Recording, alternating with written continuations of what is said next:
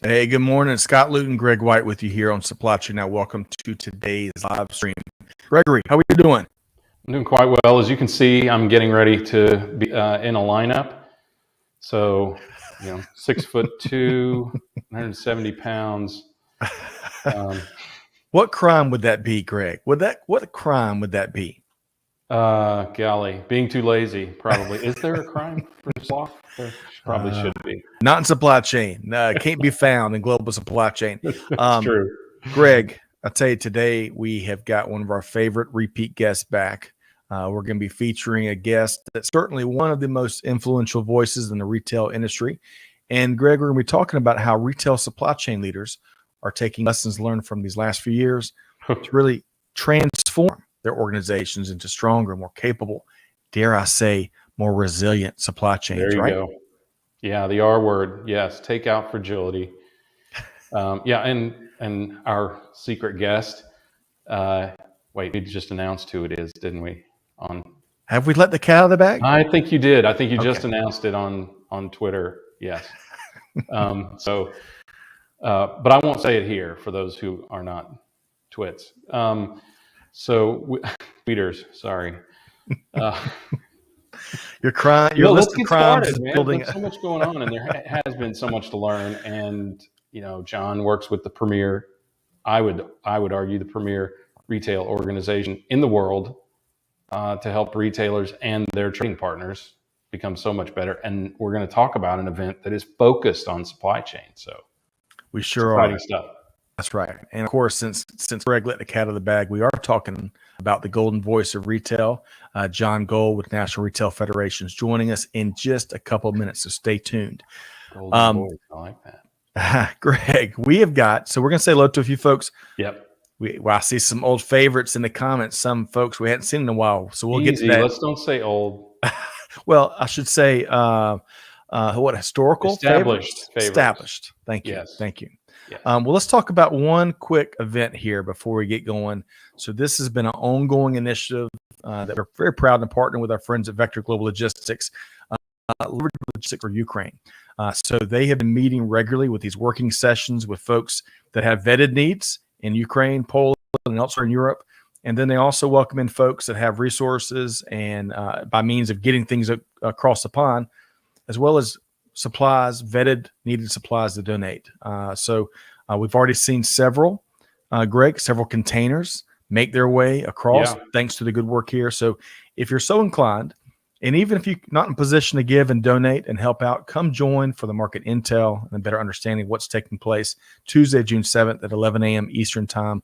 And the link to join is in the comments. Greg, comment there on what's going on with our friends Champions of Humanity, Vector Global Logistics, right? So they won the Skippy, the Supply Chain and Procurement Award, Global Supply Chain and Procurement Award for that. And it's just part of their culture. It's great that they're doing it, but as important is the impact and coordination they have with people on the ground in Europe to really convert all this activity into real action. I mean, they are really moving goods to those in need. So well said.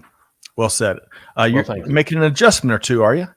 Goodness. As if I didn't have it. Yeah. Sorry. Hold on just a second, Scott. Hey, these things happen. No light. Yeah, I'm sorry. It's okay. Anyway, these things happen. A little technical difficulty while on the road here. We need those multicolored bars. In the dark, I think. Right? Wait, the good news here is regardless of whether we've got good light on Greg White or not, we've got a great guest joining us in just a second. But let's say hello to a few folks. The focus and the light on him. That's right. Right? How'd you know? That's what I'm trying to do. Catherine Hintz and Chantel and Amanda behind the scenes, a production team helping to make it happen. Big thanks to all y'all do there. Vamsi, perhaps. Let me know. We'll make sure we get everyone's name right. Tuned in via LinkedIn. Great to see you. Let us know where you're tuned in from. Greg, who's this guy? Holy mackerel. It's okay. Oh, gosh. Kevin, you're going to have to say it. But, yeah, it's possible to take advantage of an opportunity without being opportunistic. Yes, that is right. Something to that effect. So never forget it. Never, ever forget it. Kevin Bell was one of our earliest live stream guests for what feels like 7 years ago. But Kevin's doing great legal work in the supply chain and other fields, and great to have you back. What a great guy. Hey, Grayson Gilbert is tuned in today from Kansas City, Missouri. Super excited to hear about super supply chain sustainability. I'll add it in there again. Super Bowl Greg. supply chain. Go Chiefs. KCMO. I didn't realize that was an acronym until one of our last conversations with Grayson. Oh, is that right? Okay. It's one of those regional things. Okay. Right? Well, Grayson, hope this finds you well, along with the James Webb of supply chain who's joining us in a week or two. Brent Coleman is tuned in via LinkedIn. Brent, welcome. Let us know where you're tuned in from. We love to make those connections. I'm trying to keep up with all these comments here. Jonathan Wolschlager. Good morning from New Jersey via LinkedIn. Everybody gets to pronounce their name any way they want once they come to America, but Schlager would have been the traditional way. Yeah. Jonathan, thank you for joining us. Great to have you. Of course, Tim Ingram. Let's Tim it up. Tim is with us here today. Love the good work Tim does across industry. Derek Bird tuned in from Detroit, home of the Tigers and the Lions. And who's the hockey team up there? Red Wings. Yes. And Tony Sciarrotta with RLA. So that's right. And Kid Rock and Bob Seger and a great city. Marvin Gaye. Really? From Detroit? Great Marvin Gaye. Well, Derek, thank you for joining us here. Victor Prada is back with us. He's joined us in previous live streams from Dublin. Every time he joins us, I think, good things. I think of like fashion. I always think of fashion when Victor Prada. Great to see you, Victor. Jeffrey tuned in from Atlanta, hometown, and DFM Data. Good stuff there. Doing some great things across industry. Great to see you, Jeffrey. And Issa Deke. I hope I got that right. If I didn't, let us know. We want to get everything right. Hello from Dakar, and he's tuned in via LinkedIn. Great to see you. Yeah, thanks glad so to much. have you. Okay, so with no further ado, Greg, we've mentioned the outstanding guests we've got here. Let's bring in our featured guest, Jon Gold, Vice President, Supply Chain and Customs Policy at the National Retail Federation. Hey, John, how you doing? Hey guys, good. How are you? Good to see you. We are doing wonderful, and we're doing so much better that we had it seemed like a smattering, Greg, where we had probably three. Jon Gold appeared with us 3 or 4 times in the span of a year and some change, and it's been too long. So it's great to have Jon back, isn't it? I was stunned as you guys were talking about that before we came on about how long it has been. One, doesn't seem like it, but then what does seem like it, and 2, yeah, it's good to have you back. Thanks. Yeah, the days are all blending together right now, so I think we've all lost track of how long we've been. I don't even know what day it is anymore. Yeah. By the way, when you guys were doing your intro, when you talked about Greg, you getting ready for a lineup, 6'2", I'm thinking first thing flashed in my head was Fletch and Chevy Chase. Getting ready to take the court, 6'2", 6'8" with the hair. So that's right. That's first thing at the top of my head. I love it, John. We all right. Next time John appears with us, he's got to come live with us. We can't let him wait in the wings for too long. That would have been a great reference. But John, great to see you here, and I should give a shout out. Hey, Helmet, great to see you here. We've enjoyed our social back and forth, and thanks for joining our live with Jon Gold here. Okay, so we're going to start with the heavy hitting stuff, aren't we, Greg White? Yes, sir. The really important things. What we always open a Supply Chain Now show with is usually something about food or drink, right? Why not? So, why not? That's right, John. I'm with you. Why not? Life's too short. Well, think about it. What is more important for the supply chain to move than food and drink? Let's stay on the food side today. I think we may have gone on the drink side earlier this week. But today, there is a day for everything. Today is National Blueberry Cheesecake Day. Now, I don't know if that's your favorite. I'm curious what your favorite is, but you're from New York, so you gotta love cheesecake. So what is your favorite, and where do you get it? I am a traditionalist when it comes to cheesecake, so just give me a plain old piece of cheesecake, nothing on it, maybe a little dab of whipped cream, maybe a strawberry on the side, but I'm a traditionalist. I don't need anything else in there. And I think any good Italian restaurant, you're going to get a good piece of cheesecake as long as it's homemade. It's true. Hey, and wow. There's so many ways to make it. Some people make the big fluffy stuff, and some make the really, really kind of I want dense. it thick. I want it dense. Yeah, me too. Big time. Yeah, you have to chew it. All right, Man. Scott. So we've heard from the top expert, but also I know you love a little bit of dessert. So tell me, where do you get your cheesecake? Don't out me, Greg. Yes, I do love a good dessert, and I'm not a traditionalist, although I love a good homemade whipped cream and plain cheesecake. I'll go with that. But hey, Amanda's really upped her game, and she makes a wonderful Oreo cheesecake that our kids ask for very regularly. And that's probably, if I had to pick one, really anything Oreos. I mean, who are we kidding here? Anything Oreos, Oreo cheesecake would be mine from one Amanda Luton. Oh, wow. He's really kissing up, John. I know he's getting an extra piece of cheesecake tonight. Right. As long as it's dense, I don't care if it has toppings. I prefer not, if it has toppings, not too much. I don't like it when it's like covered in sauce and that sort of thing. Don't care if it has toppings, doesn't have toppings. It's cheesecake. It's practically the greatest food in the world. So. I'm with you. All right. So we got two traditionalists and one intelligent cheesecake eater that likes Oreo. I'm just kidding. But hey, Greg, beyond food, so I think we could probably talk cheesecake for the whole hour. We could probably talk John's Miami Dolphins, not so much as New York Mets, because as a Braves fan, I got a weak stomach there. I could see that was hurting you in the pre-show. Yeah. So, but where are we starting as we shift gears to the glorious world of supply chain, the good work Nrf and John's doing? Where are we going next with John? Well, I mean, the pressures that have been on supply chain, and particularly in retail, Nrf's clientele, have been in the forefront for 2 years plus now. So I'm just curious, you guys, you've got this new event we're going to talk about later, but and you drive so much of the innovation and change and communication and collaboration in the industry. I'm curious kind of what role you all have taken over the last couple of years as this has really impacted a lot of the retailers globally, of course, but certainly in your constituency. Yeah, thanks, Rick. I mean, I think our role in Chief is to be an advocate for our members, but also to bring our members together to talk through the challenges they're facing and try and come up with some solutions, or offer the ability to have solutions, offer the ability for our members to talk to each other about what they're doing, what's working, what's not, benchmark and collaborate. I think that's where kind of we play our greatest strength, is the ability to bring our members together and have those conversations. Whether it's talking within the industry itself on what retailers can be doing better, trying to bring other of our providers in to have conversations, having conversations directly with the ports to talk about the challenges that retailers are facing, how do we work together to address those, and then looking at how we're working with the our elected officials. So can you talk about the challenges that we're facing and what can be done in Congress or be done by the administration? There's not a lot they can do, but at least understand what's at stake and what's happening and how they need to continue to keep the pressure on the key sectors to continue to work through the challenges and act as an honest broker to address these issues. I mean, look, there have been supply chain challenges forever, but I think it's been further exacerbated in the past couple of years.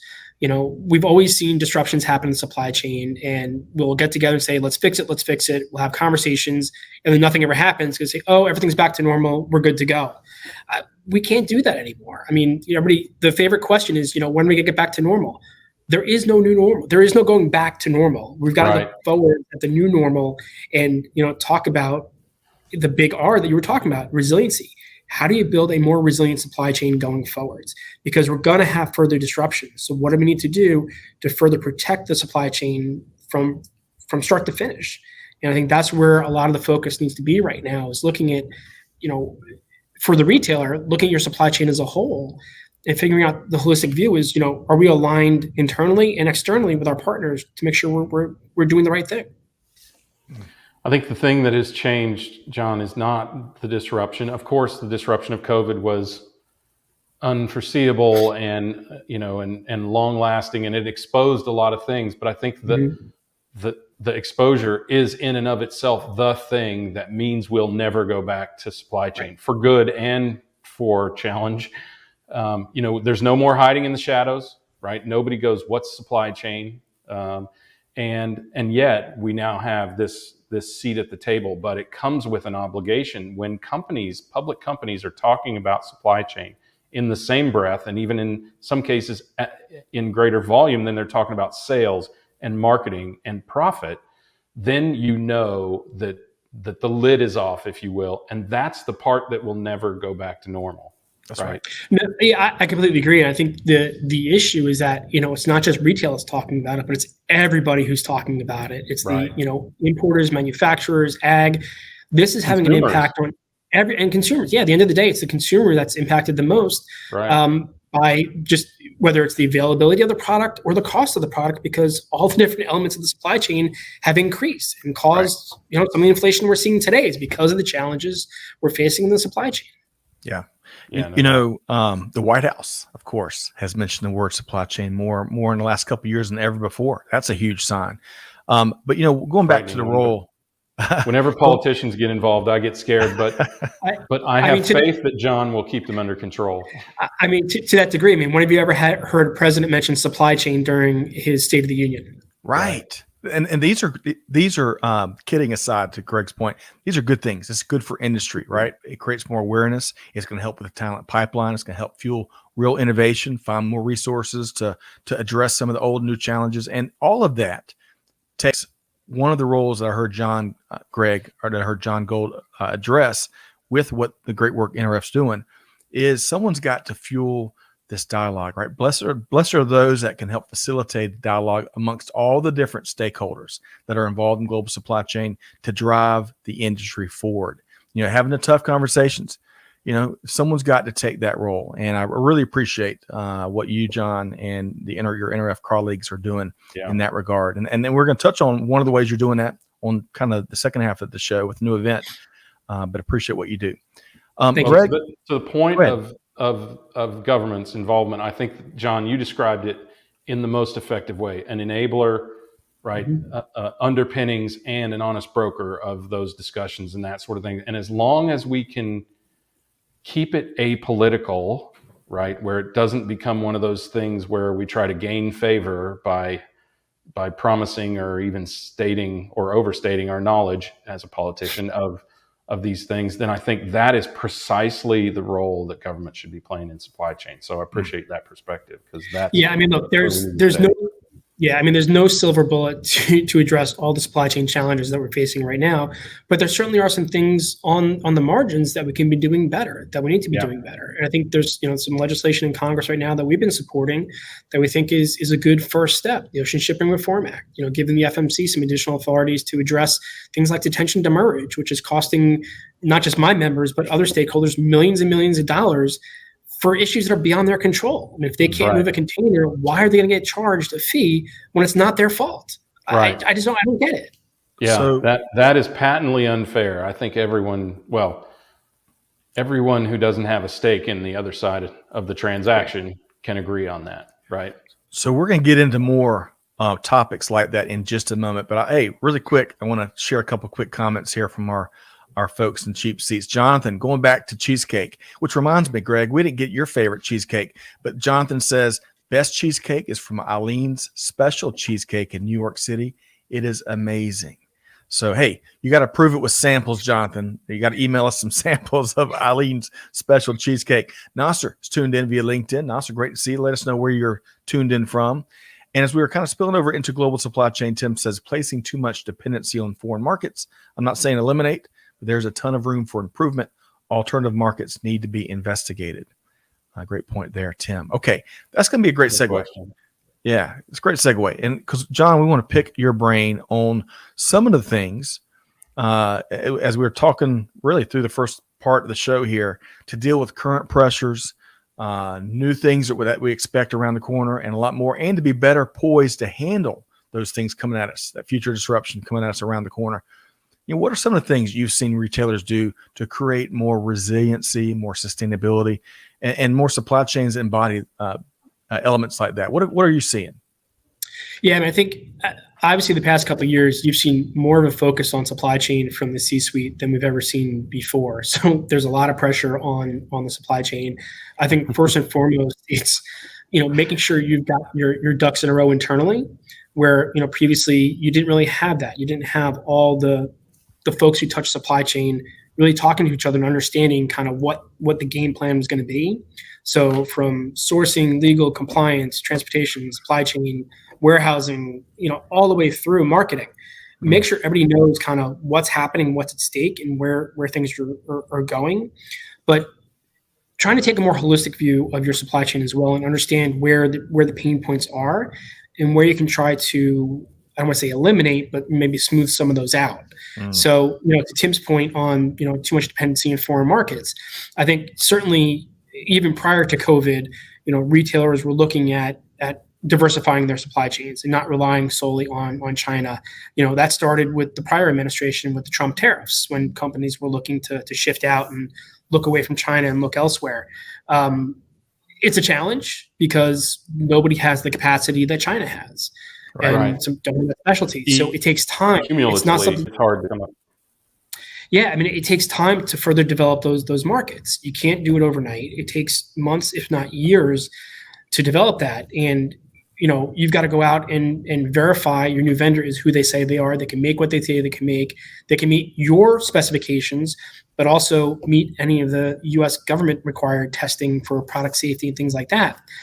And obviously the challenge we've had throughout COVID, at least on the early part, was everything was shut down. You couldn't go out and do, travel on a global basis and go out and do those things. I mean, you can only do so much via Zoom and Teams and live stream. So you've actually got to go out and actually physically see these things and do the testing. So that's certainly something we want to see improved, and certainly want to see more markets get opened up and folks be able to shift. A lot of folks say, well, why can't you just bring everything back? I mean, you can't. I mean, unfortunately, you can bring some stuff back. I mean, look, we've got a huge labor problem right now with what we have. You can't fill the jobs that we have. So there are challenges, but I think retailers are looking at that. The other part of it too is looking at your vendors and providers, and making sure that your transportation provider and your vendors can meet what your requirements are, that you have a game plan going forwards, not just on being able to deliver the goods you need, but looking at all those other pressures you have on, ESG, make sure you're meeting the sustainability requirements that are now coming down the pike, making sure that your supply chains are free from forced labor. I mean, all these different pressures now that you're facing that everybody has to have alignment on is really important. So, having those policies in place, but also looking at, what technologies are out there to help you to achieve that. Not only with just the internal and external communication, the better visibility throughout the system. So you have I want to say, an early warning system, but you understand kind of what's happening at any point in the supply chain so you can course correct if needed. So if I can weigh in really quick, John, Greg, I don't know if you've been keeping count, but I think John just shared about 27 aspects that modern the nature of supply chain, right? Really? I mean, John, you complex. just gave a master list of things that successful forward-looking supply chain leaders are doing. Greg, out of what he just shared, I've got a couple of favorites on my end, but what are a couple of things that our audience maybe should key in on based on what he's already shared? Well, I think transparency is critical. To understand all these things, or at least have eyes on them, or to understand the potential risk and opportunity in these various aspects of supply chain are absolutely critical, because every single one of them has the butterfly effect. It has the ability to impact that which could impact something else, and affect your resiliency. So to me, that level of transparency is critical, because if you think about it, the consumer has more transparency to their shipments from their retailers than many of those retailers have from their shipments from their own suppliers, right? I mean, I can look at, depending who the delivering carrier is, I can look at where my driver is, what their last stop was, what their next stop is going to be, an estimation of the time of day that UPS or Amazon or USPS or whomever is going to deliver the goods. And I can also see, when I buy as a consumer from my vendor, the retailer, whether they've got it on hand. And and if they don't have it on hand, when they will have it in stock again. So that kind of transparency is certainly available, and we certainly need to take advantage of that. Yep. And Greg, I mean, to your point, everybody kind of looks at that, I can track my shipment on UPS, FedEx, Amazon. I think it's a little bit different because those are kind of closed loop systems. Yep. So they've got more control over once they have the product and they're moving it. It's everything that happens in advance of that we've got to figure out how to get more visibility and to understand when you can actually get that good to purchase it. Yeah, I guess. Yeah, and I agree. I know that's incredibly complex. I think the fact is, John, though, that the consumer doesn't care. They don't care that it's more complex for those of us in the craft, right? They see it. It's simple. And we are to a large extent, because we asked for this awareness, we are at the mercy of the greatest expectations. So we now have the largest constituency as supply chain professionals that we've ever had, and they know of us now, right? The victim so of our we're own stuck. Success. Right. We're stuck. Whether it's difficult or impossible or unreasonable doesn't even matter anymore. We have to make it happen. Right. No, I completely agree. Yeah. A couple quick thoughts. Where's my stuff, Greg? That's the mantra. Yeah, That's the mantra. And then a tweak on that, as Jenny Froome and I were sitting down with a supply chain leader from a well-known big-time CPG brand. He said he and his team are always asking themselves, is it on the shelf? Is it on the shelf? And I love that little twist on that mantra we've been talking about. The other thing I want to point out that John and also Greg, you were both speaking to, it's no longer, and for months, if not years, it's no longer been about, yes, do we need visibility? The question is, what technology, who do I work with, and how do I make it happen? And that's what I heard John and you both speaking to there on that last part. There's no way to deny that it is tough to virtually impossible at this point. And John, to your point, great point. These closed loop systems have created this expectation that now those of us, those practitioners that are out there who aren't in closed loop systems, and in fact are working in an incredible network, web, whatever you want to call it, of sources and service providers and transportation networks and all of these sorts of things, they're stuck, right? Yeah. They really have to do it, whether they want to or not, because that's become the great expectation. And I think don't you sometimes wish we could just kind of go back into our dark hole and have people walk away from you at dinner parties when you say I'm in supply chain? And I think, Greg, on top of the expectation, at least on some, is that you, I guess as the retailer, have visibility all the way back through your supply chain to where the resources came from. Right, the raw materials are sourced. The raw materials came from, which if you're not a manufacturer, you don't have that visibility, but now you're expected to know that. So, many retailers now are trying to figure out, how do I go back to beyond tier 1, tier 2, tier 3? How do I get back to, tier 6, tier 7 when it's very difficult to do? Right. So that traceability, that's right. One of the things when I was in metal stamping, sorry, Scott. When I was in metal stamping, we had a bad batch of parts and we had a very manual system. And you want to talk about how painful it was. And I was chosen to be the one to go back and trace it, make sure we get all the bad parts out of that, off to the side and quarantined. And man, it was moving mountains. And nowadays, with modern day technology and blockchain and many other revelations, I mean, it is going to be the amount of traceability is going to be transformational, and it's going to allow the industry to attack things like you said earlier, John. We got to make sure that these are ethically sourced raw materials, that it's not, there's no forced labor involved, and that technology and now that commonplace visibility is going to allow supply chain leaders to do just that. Greg, you were going to add one more comment there. Well, to that point, it's going to come down to the fact that we are going to discover the places wherein there is intentional obfuscation, right? Mm-hmm. Where companies intentionally mislead their retailers or raw materials recipients and things like that about how goods are sourced or about how products are produced and that sort of thing. But there is a way to create that transparency that actually forces companies to reveal themselves as bad actors, right? We don't assume ethicality, we make them prove ethicality. And if we do that, then we'll have that 6-7 layers of visibility, right? Or at least we'll know who appears shady and who is clearly not.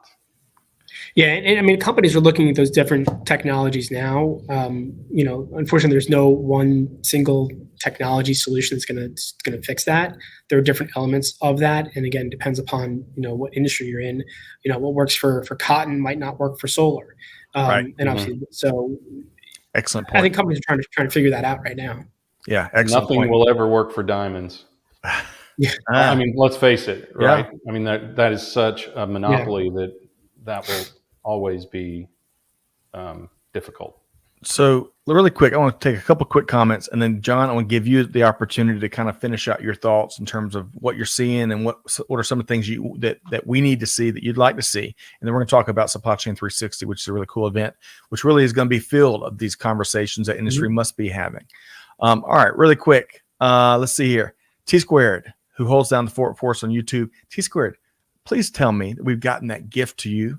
He had that trivia question not too long ago on a live stream a couple weeks ago. So confirm that. And if not, we'll fix it. T Squared says, with the pandemic progressing with the 4 types of supply chain in theory, I'm really surprised that risky hedging strategy isn't the prevalent approach taken now more than ever. Interesting thoughts there from T Squared. Ahmad? Surprised and disappointed in some cases, T. Ahmad, great to see you here via LinkedIn. Let us know where you're tuned in from. Peter, we'll check on the LinkedIn thing. LinkedIn can be kind of a tricky platform from time to time, but a lot of folks are logged in now. But Amanda, Chantel, and Catherine, y'all check on that. I'm sure we've already made the call. Yes. We have a direct line to whoever handles that, and LinkedIn, right. It happens so often. It's in a red phone on the Cheesecake container back over my left shoulder, John, the direct line to the bosses at StreamYard. And Tim says consumers don't know the difference between closed loop to open. Right. Excellent and don't point. Need to. That's right. Yep. Okay. So John, we're having a wide ranging conversation here, and I really appreciate your perspective. That's the nature of what you do and who you represent and the solutions you are helping to facilitate. What else? Before we move on to the event we got coming up in June that promises to be a great one, what else would you add as you look to put a period on this segment? What else would you like to see? I think in general, the technology issue is something retailers continue to work through. The technology through the supply chain. The pandemic really did force a lot of retailers to shift and move up technology investments that they had on the books for later on. When you look at things like curbside pickup, buy online, pick up in store, going to more automated warehousing. All of that now is front of line for where retailers are making their investments to address the ongoing shortcomings that they're seeing right now and the challenges they face. So you've certainly seen a lot of the IT investment over the past couple of years where, again, that hadn't been on the books, but had to get moved very quickly in order to respond and make sure that you're doing things in the right way. Greg, talk technology for a second as your final thought here. Well, it's critical not only to facilitating the sale, but also all of this transparency that we've talked about. We need those data connections and look, I hope we don't still have to say this, John, and you probably hear from your constituency more, but if you haven't got technology until now, do it soon. Because you're either going to run with the pack or you're going to get run over, and it's as simple as that. You cannot, especially because the supply chain is now in the forefront of everyone's mind. You cannot try to do this manually. You are not better than the technology. You might be for a handful of items that you know really well and probably are mathematically, frankly. I used to be this person, by the way. Are mathematically easy for even technology to handle. But if you need to handle them, that's good because you can do very little damage with fast moving goods. But there is so much that is required for you to plan for and preempt and adapt to and respond rapidly and then subsequently change your process to support the future that you just simply can't do that as a human being. And there is technology and intellect out there. Plus the connectivity between enterprises is solely the realm of technology. This is why you need sort of strong partnership between your CIO and your CSO, your chief supply chain officer. They need to be, in lockstep going forwards. Yeah. Excellent point. Excellent. And I would bring the CFO as part of that as well. Make sure they're all aligned because that's how you're going to get money. Yeah. They got the money. They got the money. So, all right. So let's switch gears. There's so much to tackle, and we've got Jon for an hour, and I want to first off let me share the news about the event, right? Because this is Nrf Supply Chain 360. It's the first event of its kind, for Nrf, June 20 through the 21st this year, right around the corner, in the home of the Rock and Roll Hall of Fame, right? Cleveland, Ohio, the home of the Dog Pound, the home of all kinds of. What's that? Drew Carey. That's right. Paul Cleveland Noble. The Guardians now. That's right. The Guardians now. Yeah, that's right. The Cleveland Guardians for Major League Baseball. But check it out. We've got the link we're dropping in the comments here. And but Jon, talk to us. Let's start with the why first, because everyone knows the big show at NRF, which has been around for over 100 years, as we were documenting its history. All the other events, virtual and in person, that NRF's up to. But tell us about why did y'all create Supply Chain 360? Yeah, I mean, obviously, with all the attention on the supply chain, we've had supply chain tied to the big show the past couple of years. Obviously, with the being virtual made it a little more difficult. But we had a half-day seminar that we do on the back end of the big show. We've done other events and thought it was time to launch an actual in-person event dedicated to supply chain. Because one of the things that we do is our networking and education. And thought this is the best way to do that. And with all the challenges that our members are facing right now, we thought the best way to do this was within an in-person event, and where they focus really on kind of the key supply chain issues that we're seeing right now. That's operational, IT, and sustainability. And you really need kind of all three to work together these days. It's they're not siloed anymore. They really are. When you think about the supply chain, it's all three of those make up what you need to do. They're so interrelated. So as we looked at putting this together, that's how we kind of thought about the programming to make sure they're all kind of interconnected and kind of interweave together with those topics and content. So we're excited, first time out doing an event like this, and look forward to thank you guys for supporting the event, and look forward to seeing everybody in Cleveland. And we'll grow it as it goes. But right now, with all the challenges that everybody's facing, we think it's important to come together and continue to talk about potential solutions going forwards. It's part of my thing is let's stop pointing fingers and sit down and figure out how do we come together and work out real solutions that are going to make change and be lasting change and prepare us for whatever is going to come down the pike. You've got things like the Ever Given got stuck in the Suez, and then who would ever thought we would have a boat stuck outside of Baltimore. Those are things you deal with all the time, but addressing things like the pandemic. Nobody would have expected we've been, had the pandemic going on for this long and have this much of an impact on the supply chain. So how do we learn from this and again, build better supply chains, more sustainable supply chains, more resilient supply chains? And those have to go hand in hand.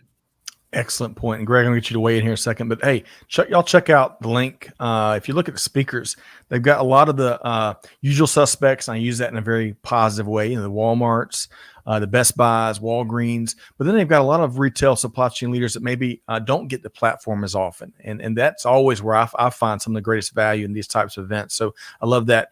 Greg, as you heard Jon's why there, and before we kind of ask him, why should folks, beyond the obvious reasons, join and participate? What'd you hear there, Greg? I think, this is an inter-enterprise initiative, right? I mean, the supply chain is not your thing. It's not a retailer's thing. It's not a manufacturer's, a brand's, a distributor's. It's not a raw material sourcing provider. It's not anybody's thing. It's everybody's thing. And, I think what companies need to come to the realization of is that the supply chain is the business, right? If you're a retailer, you really only have one job, and that's deliver what your customer wants, right? I mean, you can insert all kinds of qualifiers like on time, in full, at the right place, at the right time, blah, blah, blah, all of that stuff. But it's really as simple as give your customer what they want. And that's true. I mean, if there is a commonality between enterprises as you go through the supply chain, it's true no matter who your customer is, whether they're the consumer or they're the raw materials recipient, or they're the brand, the manufacturer, the distributor, the retailer, or the consumer. It doesn't matter. Everyone has the same job, and that's the beauty of this, because we all have a common why. We all have a common true north, and yet we all have different and varying economics around that, dynamics of the aspect of the supply chain that we operate in, all of the, what is on time in full. I wish that was as simple as the words stated, but people, to make themselves feel better, bastardize that. But the real truth is that we all can benefit from one another. So an event like this, pulling retailers together and their trading partners together into this to talk about those commonalities, how we help one another, how transparency and this common goal works to the common good and the common well-being, right? Everyone does better. Everyone operates better. Everyone does more and better for the planet, humankind, all of those things by coming together on these things. And so, I think what it will do is it will really highlight who are the true leaders out there. I'm curious, by the way, and I know this isn't a scripted question, but I'm curious, John, if there's any kind of initiative out there, and you don't have to name whoever it is unless you want to, but I'm curious if there are initiatives out there that really maybe surprise you with their greatness, or have really stood out to you as initiatives that either are or seem like they could be impactful or at least innovative. I mean, I think there are a couple. I mean, I think right now the focus on digitization and transparency in the supply chain is critical. And we know there are a lot of different initiatives that are happening with that, whether it's the administration and their flow initiative. Right. We've got a coalition that we're working with called Supply Chain Optimization and Resiliency Coalition, where we're working with ASTM to try and set up some data standards to really kind of get a better understanding of the data you need to look at the supply chain. I mean, I continuously joke that we don't have a common definition for a turn time at a port. Is it from the time the truck gets in line or the time the truck enters the terminal, gate to gate? So I think trying to come together and figure out what are those key data elements you need to get a better visibility and understanding what's happening in the supply chain is important. So those are the kinds of things that folks are looking at right now. I mean, obviously ongoing efforts on automation, drone deliveries and things like that. I mean, those are all incredibly important work that's going on. Right. But I think, again, the collaboration with your providers is incredibly important. So I think that's really where a lot of the work is happening too, is trying to make sure you've got folks that are willing to work with you to address all these issues and work through them. So, I'm going down through the speakers list. Y'all can check it out, supplychain360.nrf.com. We were talking earlier, before John joined us, Greg, we talked about the James Webb of Supply Chain, Caleb Nelson. He's one of their speakers, was sifted on the list. Shaker Natarajan, who I hope I got that right. He's going to be joining us for our future show. I mean, with American Eagle Outfitters, we've got the Hal Lawton, President and CEO of Tractor Supply Company, one of our favorites around here, Greg. And an outstanding supply chain. That is right. Exemplary supply chain execution in that company. Well, absolutely agreed. And then I would add to that, when it comes to hiring our veterans and giving them meaningful work, right? And recognizing the massive pool of supply chain talent that is. Disneyland for rednecks. That's what I love about Tractor Supply. Have you ever been to one of those stores? Greg said that, not me. What was that, John? I'm sure you. We're excited to have Hal kick off the event. I think he's going to set a great tone for looking at supply chain in a holistic manner, and again, how looking at operations, IT, and sustainability all need to work together for the supply chain in the future. Excellent point there. So a bevy of speakers. Beyond the speaker component, John, when you think about how y'all have constructed the agenda and the events and how you can meet fellow practitioners and leaders and really have those meaningful, Greg, as we talk about it, kind of the back of the bar napkin conversations, which those simple breaking bread conversations can lead to really powerful eureka moments. Speak about that aspect of the event, John. Yeah, I mean, obviously, doing the networking throughout the conference is critical. I mean, we're trying to make sure that the content is available for everybody. So, certainly encourage those of our supply chain providers that are attending as part of the exhibit hall. they need to be part of the sessions too, because that's where you're going to learn and be able to connect and coordinate with members. So, there's opportunities through the exhibit hall, through the different events we're doing, and who can pass up a closing party at the Rock and Roll Hall of Fame? Man, I don't know, Greg. Who is your favorite enshrinee into the Rock and Roll Hall of Fame? There's so many to choose from, but I'm going to put you on the spot. You seem to have been there to Cleveland. I have not been. I've been to the Country Music Hall of Fame in Nashville. But Greg, what would you say? God, I don't know. It's hard to tell. I mean, 1,000 names are going through my head right now. Well, not 1,000, but hundreds of names are going through my head. But Greg's a supercomputer, John. He looks human, but I promise you, he is a supercomputer. I'm a Terminator. Gosh, that's a tough call, Scott. Well, hey, give it some thought. So if I heard John, I would probably pick a band. I mean, I don't know if I would say favorite, but one of probably the best shows you'll ever see is the Stones. So, and they're still touring, I believe. Greg. Yes, they are still touring. As a matter of fact, a good friend of mine's niece is Mick Taylor's daughter. So. Okay. Wow. All right. Well, so John, yeah, I'm gonna put the road. John, I'm gonna put you on the spot as well. It sounds like the last networking get together of the event is at the Rock and Roll Hall of Fame, which is so cool. It's such a nice wrinkle to the programming. John, who's one of your favorite bands or artists that are enshrined? And hey, right? How about, is Tom Petty in there yet? Tom Petty's in there, right? I think Petty's in. Clapton. Oh, Eric Clapton. Yeah. Wow, that's a great one. But then I gotta go. Kiss and Beastie Boys. Oh man, and Greg. Oh man, Beastie Boys. Yeah, that's how Greg drinks his Beastie coffee. Boys. Yeah, I listened to that kind of old school '80s rap all the way up to Atlanta on my last trip. So, yeah. Well, Peter says Rush. Don't call it a comeback. Yeah, of course he would pick the Canadian band, which is exceptional, by the way. Well, so Grayson's a big fan of Tractor Supply. Of course, from one Kansas guy to another, as Grayson says. But all told, John, outstanding event lined up. Really excited to see how it unfolds. Of course, share the key takeaways. It's going to be probably 17 pages of notes. What a great gathering, though, in Cleveland. Let's make sure folks have the logistics again. Again, it's June 20th through 21st. You can go to the link we've got in the comments to learn more, supplychain360.nrf.com to learn a lot more. And registration is still open. So y'all check that out. John, your last thought about the event, and then let's talk football for a second, and then make sure folks know how to connect with you. But last thought about the event.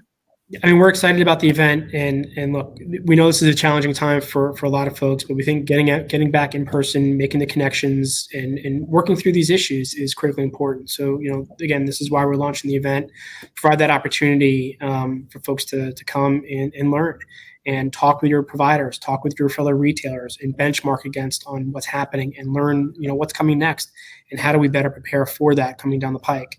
We think it's important to do that, and it's something we're going to continue to do. Bring our members together, talk about challenges, and develop solutions, and make those connections. Outstanding. Someone attend if they're not a member of NRF, John? The event is open for both for members and non-members for retailers. Obviously providers, we've got to have to come in through the sponsorship or the exhibit floor, but I think that's closed right now. I think we're at our max. But for retailers, both member and non-member, the registration is still open. Wonderful. Wonderful. I want to go back to something. One of the great things that John pointed out was, the ability to vet vendors, new vendors, search out new members. I think, T Squared said something, or might have been Tim Ingram that said something about that. But, these events like this are great market intel gathering opportunities to have break bread or have a beer, or what have you, with a potential new supplier or partner, technology or otherwise. So reason number 1,297 to take a look at Supply Chain 360. All right. So Greg, I want to give you the final word about the event, and then we got to get a bold prediction from Jon Gold on the Miami Dolphins season? I gotta look up who they drafted, but we'll save that for a minute. We're gonna get him a bold prediction. They got the most valuable player in the NFL. Thanks. You're welcome, Jon Gold from the Chiefs. So the wide receiver, Tyreek Hill. Yes, that's right. Yeah. So let's. Sorry, John might have been involved in that negotiation. John, I'm happy for you. One of my best friends is a Miami Dolphins fan. He was ecstatic. He asked if we were insane, and I said yes, of course. So I'm happy for you. But let's come back to the Dolphins, Scott. Let me see if I can get back on track now that we've talked about football. Look, the interaction of human beings between human beings, whether those human beings are retailers, whether they're service providers, whether they are raw materials providers, whether they're technology providers, whether they're members of NRF. I mean, I have been to the big show, frankly, more times than I can count. And every single time I've gone to an NRF event, I've come away with something valuable, a new relationship, a new idea, a new perspective, a new client, right? Or a new business partner of some sort. So think about this. It's a great opportunity to get face to face with some of the best retail practitioners in the world, to hear from leaders who are doing it today, and to have the chance to sit down, as you said, Scott, and break bread or have a beer or other beverage, and learn, right, and share. And I think I've been talking to people about this for the last few days. We have, because we have so much enjoyed working from home or remote or whatever you want to call it, we have really taught ourselves to believe that you can be really effective in the workplace without being face-to-face, and you can, but you cannot be as effective in the workplace. You cannot get those snippets, those tiny moments of brilliance, unless you are face-to-face. Someone could say a word, a sentence in just the right order at just the right moment that they can't say in an environment like this, that can be a breakthrough for you. I've seen it. I've done it. It continues to be effective. I hear people raving about it all the time now that more and more people are getting face-to-face. Don't underestimate the power of getting face-to-face with people, and take the opportunity. I don't care if you're a Fortune 100 company or you're one person with an online store selling hacky sacks. Does anybody remember hacky sacks? Right? Or if you're a cheesecake salesperson looking for retailers who need great, dense, traditional cheesecake, you can learn something at this show. Supply Chain 360. John, that is quite a testimonial. Greg, I feel like I've been evangelized for 360. I've done it so many times. I've been there. I mean, I have experienced it as a practitioner and as a service provider, and it's unbelievably effective. And especially now, when it will be a revelation to people, for them to get back face to face and see the power of that. I think people might get more out of it than they would have 2 or 3 years ago, John, right? Because we had kind of taken for granted that. Now we'll see the difference that it can make, because we haven't had that interaction for the last couple of years. Chomping at the bit, Jon Gold, chomping at the bit for Supply Chain 360. Let's make sure folks, wait a second. 2 final questions. Yeah, wait a second. You got to get back to the Dolphins. That's right. We're going to make sure folks can connect with you here in just a second. I know you do a lot of keynoting, you do a lot of event hosting, you do a lot of interviews, and folks should add you to their network for sure. Give me a bold prediction for the 2022 football season. What's Miami's record going to be? How many games are we playing now? 18? I've forgotten how many games. Oh, that's right. Are we adding? Yeah, we added 17 or 18. Did we add another game this season? I thought it was like a one. I thought they were adding one game last year and add another game next year or something like that. So let's assume, John, for the sake of your prediction, that we're still playing 17 games next year. What would your I'm going to say 11-6. Wow. Okay, man. My only concern is whether or not Tua can hit Tyreek Hill as he's streaking down the sidelines. Yeah. Man. All right, Greg. 11-6. He says he's a short receiver, so he's not. He's not a real deep threat, which is good, I think, for Tua. Right. I think he'll hit him plenty. I mean, if you look, John, at some of the passes that Patrick Mahomes hit Tyreek with, they weren't the greatest passes in the world. It was just Tyreek was wide open. Yep. He is 80 yards down the field. Yeah. All right. So we're going to make sure, folks. And they can let him make it happen. Right. Rhonda, it's a great one. Prince, who's in the Hall of Fame. What a great one. And Dr. Rhonda, great to have you here today. Okay. So, John, we've covered a lot of ground. I really have enjoyed. We started talking cheesecake, then we kind of took a very well-rounded, holistic aspect of what's going on in global supply chain, including some of the things that you're seeing companies do today, the many retail leaders, as well as some of the things that you'd like to see more of. And then, of course, we gave folks an outstanding opportunity to get back out in person. As Greg said, folks are chomping at the bit to press the flesh and break bread in person. And Supply Chain 360 not only is going to offer that, but are going to offer many outstanding keynotes, I'll call it, on the circuit, but many folks that that are given a platform that folks need to hear from.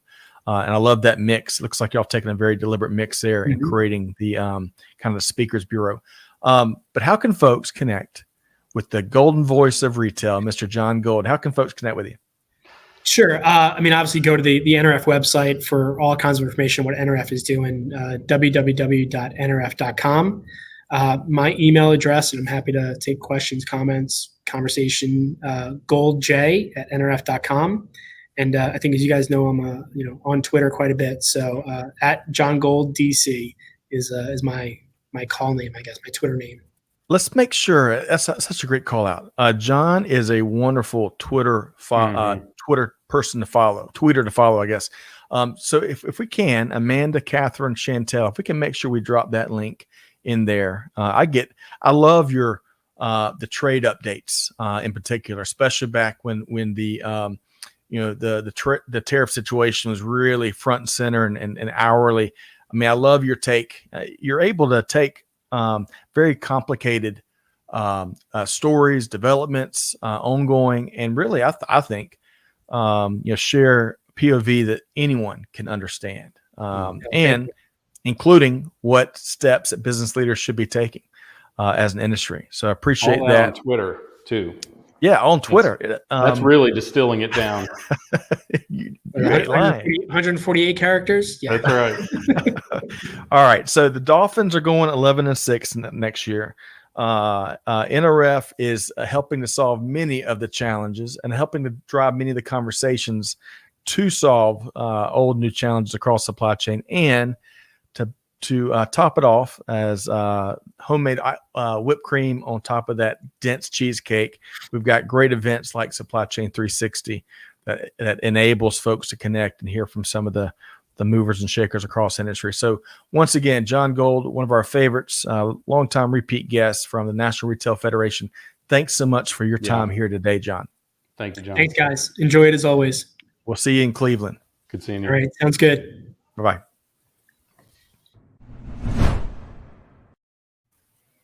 Always on the money, Jon Gold. We've got his Twitter. That's his Twitter. Yeah. Seriously. At Jon Gold DC. So y'all check that out. I promise you, if you love supply chain and all things supply chain, all things retail, especially, that is an excellent Twitter profile to follow. Greg, what a wide-ranging conversation with one of our favorite repeat guests. But I'm looking forward to this event coming up in June. Just 4 weeks away.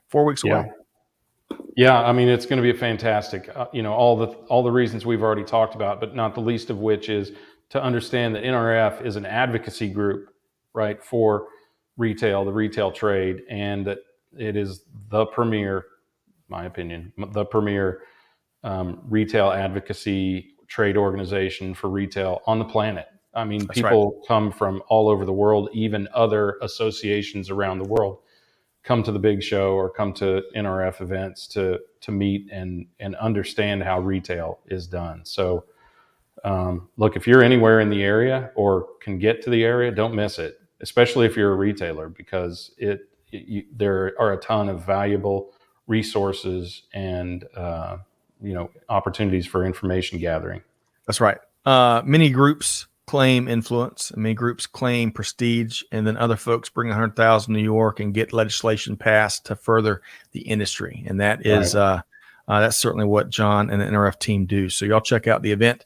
And big thanks to all the folks that joined. I know we couldn't get to everybody's comments here today. We're touched on so many different topics, but make sure you connect with Jon and the NRF team and check out Supply Chain 360. Greg, we will see you later tomorrow. Safe travels. Yes. And then on Saturday, we're going to take a little money off your father-in-law. Sorry, Amanda. Oh, no. Hey, and time well spent with folks in the great state of South Carolina. So looking forward to that. No. Big thanks again to Catherine, Chantel, and Amanda behind the scenes to help make production happen. Big thanks to Jon Gold and our friends at NRF for what they do for industry. Hey, big thanks to everybody that showed up in the cheap seats, the skyboxes, and shared your take of what's going on today across supply chain. With all of that said, be sure to check out these resources we've shared here today on behalf of our entire team at Supply Chain Now. Scott Luton and Greg White signing off for now, but challenging you to do good, to give forward, and to be the change that's needed. And on that note, we see you next time right back here on Supply Chain Now. Thanks, everybody.